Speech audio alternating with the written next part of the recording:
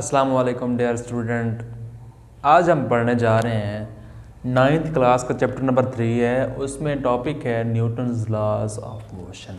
बहुत ही इजी और इंटरेस्टिंग टॉपिक है जो कि 10th class first year second year BS level तक ये टॉपिक रिपीट होता रहता है।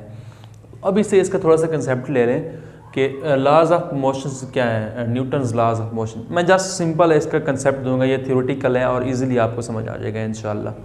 चलें, इसके 3 लॉ थे। दरअसल इसको laws of motion just start में जो है ना न्यूटन ने पेश किए थे। फर्स्ट लॉ क्या है? फर्स्ट लॉ के मुताबिक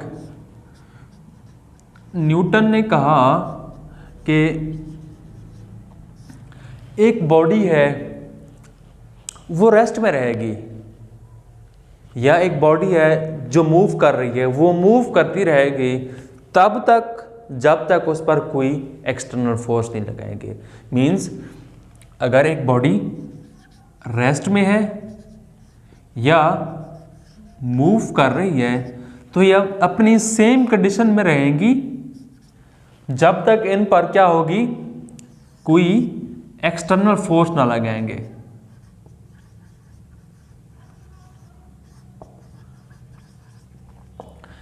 अब बॉडी रेस्ट में है, मूव कर रही है, इट्स ओके, वो करती रहेगी या रेस्ट में रहेगी जब तक उस पर कोई फोर्स नहीं लगाएंगे।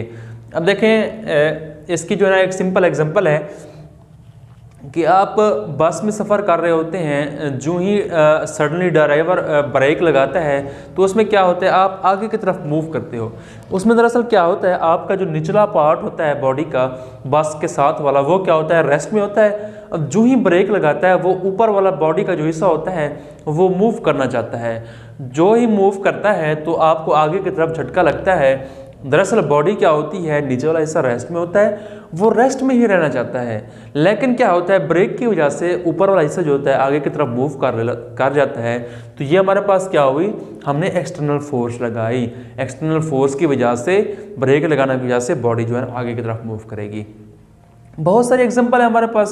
एक मेज़ है, मेज़ के ऊपर क्या है, कोई बुक पड़ी हुई है, वो तब तक पड़ी रहेगी, स्टेशनरी रहेगी जब तक हम उस पर कोई एक्सटर्नल फोर्स नहीं लगाएंगे। हम उसे फोर्स लगाएंगे, उसे उठाएंगे तो फिर होगा मूवमेंट, अदरवाइज वो मूवमेंट नहीं करेगी। ये हमारे पास कौन सा है, Newton's first law of motion है कि बॉडी रेस्ट में है तो रेस्ट में रहेगी, या मूव कर रही है तो मूव में रहेगी जब तक उस पर कोई एक्सटर्नल फोर्स ना लगाए। क्लियर हुआ? जस्ट डेफिनेशन को देख लेना है इसकी। अब अच्छा, एक और चीज़ एडिशनल करूँ कि इसे लॉ ऑफ इनर्शिया भी कहते हैं। इनर्शिया, इनर्शिया क्या होता है बच्चों? इनर्शिया होता है हमारे पास, हमने थोड़ा सा पहले टॉपिक पढ़ा है, फोर्स और इनर्शिया। इनर्शिया हमारे पास ये होता है कि एक बॉडी की वो खसूसियात होती है जिसमें वो अपनी पोजीशन, मतलब मूव कर रही है बॉडी, वो अपनी उस मूवमेंट के खिलाफ जो रेजिस्टेंस है पैदा करती है, उसे बॉडी का इनर्शिया कहते हैं। क्या होती है? रेजिस्टेंस की कोई फोर्स होती है जो बॉडी अगर मूव कर रही है, अगर कोई उसे रोकना चाहता है तो वो रेजिस्टेंस पैदा करेगी। अगर बॉडी रेस्ट में है तो वो क्या करेगी, अगर कोई उसे मूव कराना चाहता है तो वो रेजिस्टेंस पैदा करेगी। तो ये रेजिस्टेंस की फोर्स दरअसल क्या होती है, वो हमारे पास लॉ ऑफ इनर्शिया होता है। इसे हम लॉ ऑफ इनर्शिया भी कहते हैं और इसे फर्स्ट लॉ ऑफ न्यूटन भी कहते हैं। सेम है, 2 चीज़ें। ठीक हो गया बच्चों? Second law of second Newton law, Newton second law के मुताबिक हमारे पास है कि अगर हम किसी भी बॉडी पर फोर्स अप्लाई करेंगे तो उस फोर्स की सिमत में क्या होगा, एक्सेलरेशन पैदा होगा। बच्चों कैसे? कि हमने क्या किया, एक बॉडी है उस पर फोर्स लगाई, ठीक है, फोर्स लगाने से क्या पैदा हुआ, एक्सेलरेशन पैदा हुआ। एक्सेलरेशन को ए से डिनोट करते हैं। जो ही फोर्स लगाई तो उसमें एक्सेलरेशन पैदा हुआ। आप देखें कि फोर्स के डायरेक्टली प्रोपोर्शनल है एक्सेलरेशन, इससे इक्वेशन 1 का नाम दे दें, और मैस के इन्वर्सली प्रोपोर्शनल है, उसको इक्वेशन 2 का नाम दे दें। अब इन दोनों को यहाँ देखें, लेफ्ट हैंड साइड सेम है तो इसको हम कंपेयर कर सकते हैं। तो ऐसे लिखेंगे, एक्सेलरेशन डायरेक्टली प्रोपोर्शनल है हमारे पास फोर्स ओवर मैस। अब इस कांस्टेंट को ख़त्म करेंगे, इसे कहते हैं न्यूटन्स या proportionality constant. Proportionality constant k F over m। अब m को दूसरी तरफ ले जाएं क्रॉस मल्टीप्लिकेशन के रूल से, ma is equal to F k F. K जो है ना कांस्टेंट है, इसकी वैल्यू जो होते हैं k इज इक्वल टू 1 के इक्वल होती है, तो k को ख़त्म कर देंगे, f इज इक्वल टू हमारे पास आ जाएगा ma। ये हमारे पास क्या है, न्यूटन सेकेंड लॉ। इसके मुताबिक क्या है, अगर किसी भी बॉडी पर फोर्स लगाएंगे तो उसमें एक्सेलरेशन उसी फोर्स के सेम में पैदा होगा, और वो एक्सेलरेशन फोर्स के डायरेक्टली प्रोपोर्शनल होगा और उसके मैसेज के इन्वर्सली प्रोपोर्शनल होगा।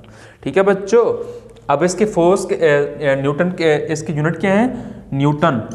इसको न्यूटन में मेजर करते हैं। अगर इसके ऐसे यूनिट देखें जाए तो न्यूटन है, और इसको दूसरे अल्फाज में मैस के किलोग्राम होते हैं, और एक्सेलरेशन को मीटर पर सेकंड में मेजर किया जाता है। तो इसके ये भी ऐसे यूनिट हो सकते हैं फोर्स के। ठीक हो गया बच्चे। अब न्यूटन से थर्ड लॉ है, थर्ड लॉ के मुताबिक, third law, Newton third law.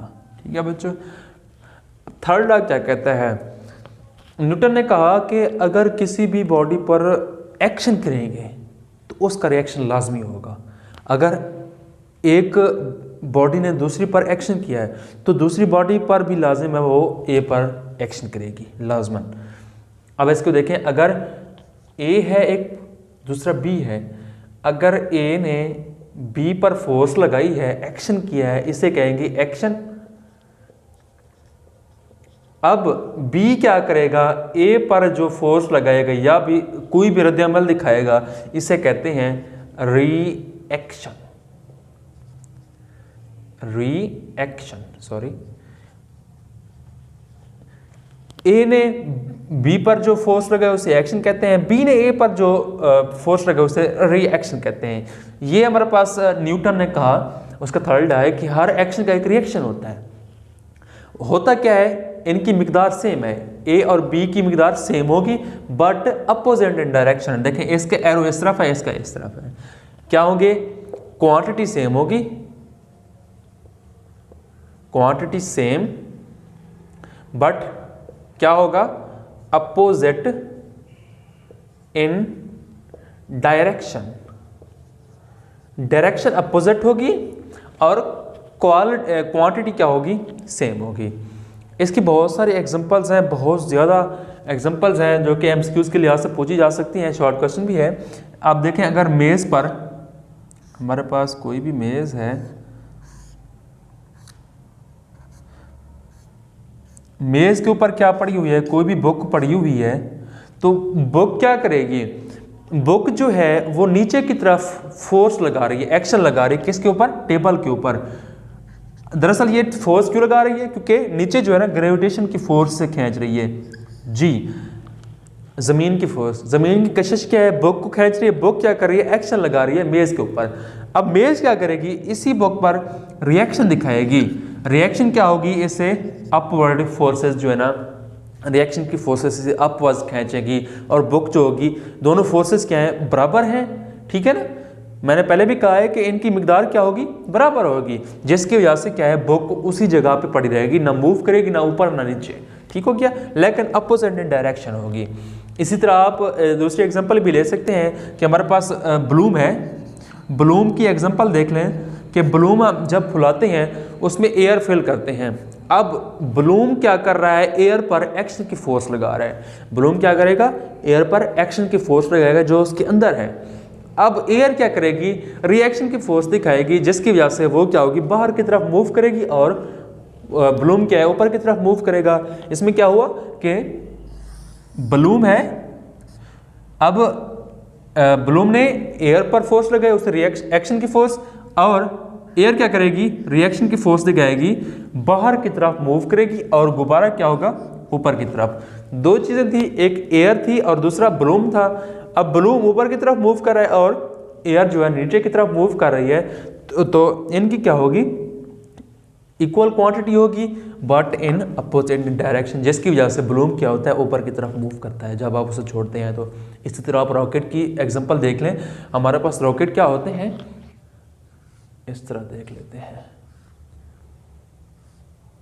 इस तरह कुछ होते हैं रॉकेट्स। उसमें क्या होता है, नीचे से जो है ना गैसेस इजेक्ट हो रही होती हैं। जब आप गौर करें तो इनकी जो है ना नोजल्स करीब रखी जाती हैं, जिसकी वजह से ये क्या करते हैं, एयर में सफ़र कर सकते हैं, रेजिस्टेंस को कम कर सकते हैं, ज़्यादा मूव कर सकते हैं। और नीचे क्या होती है, जब जो ही हम इसे गर्म करते हैं नीचे से, तो इसमें गैसेस बर्न होती हैं, जिसकी वजह से क्या करते हैं, गैसेस बर्न करते हैं।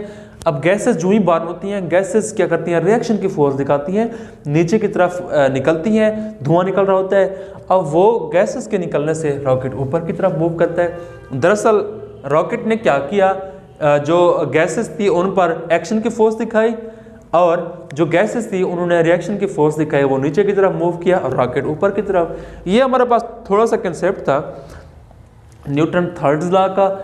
चले बच्चों, आई होप कि आपको समझ आ गया होगा मेरा ये आज का लेक्चर। तो मिलते हैं नेक्स्ट लेक्चर में, तब तक के लिए बच्चों अल्लाह हाफिज़।